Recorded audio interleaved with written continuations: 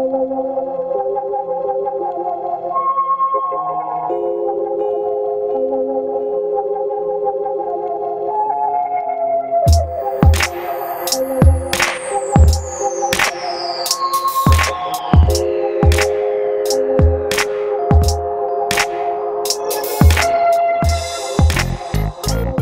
of the sort of definitive moments was when I was really young, and like my parents are quite into rock music and stuff, and I remember I heard like Pink Floyd's Dark Side of the Moon, and like that night, like when I went to sleep, like it was just my whole experience of like dreams and stuff was so influenced by that, by the whole concept of the album, and also just by like the textures and musically the whole emotion behind it.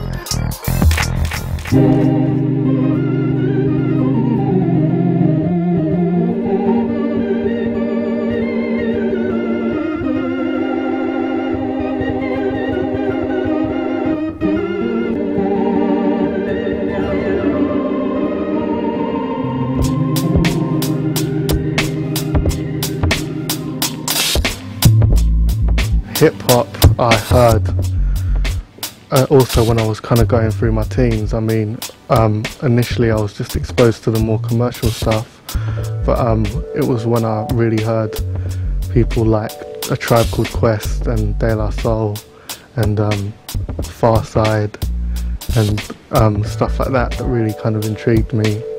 But there was just something like that was just so raw about it that I could kind of relate to. But at the same time, it was kind of very unpretentious. It wasn't contrived. A lot of kind of urban music today is so contrived, and it's just about pre-packaged culture. As much of a cliche as that sounds, it kind of lacks a certain dimension to it that I found in kind of more musically and consciously sophisticated hip hop, I suppose.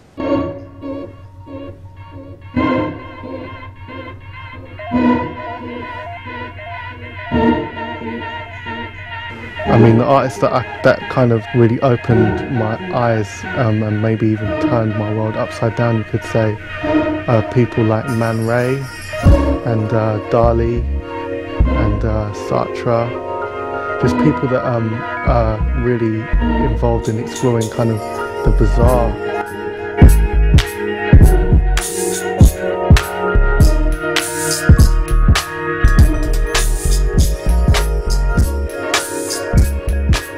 Jazz music. Jazz music is another thing that has really changed my perception of what it means to create music. Perhaps, I mean, definitely even more so than anything else. Everyone's idea of what jazz is something totally different. I personally don't really see jazz as a stylistic thing. I see it more as an approach to creating music, as a kind of acceptance of freedom when creating music, and not being conformed by sort of not just the classical rules, but the rules of genre and just any rule, basically. Just basically feeling like you can create whatever you want. I find it hard to express how I feel when I'm playing kind of in words other than feeling absorbed in that moment, I suppose. Music is frustrating, definitely, but it's a beautiful kind of frustration because you're always pushing something, whether it's your own skill boundaries or you're always kind of pushing something. I am definitely quite self-indulgent when it comes to music. I mean, I like to just kind of shut myself away. If I'm in the studio making something and you try and ring me, you're not getting through to me.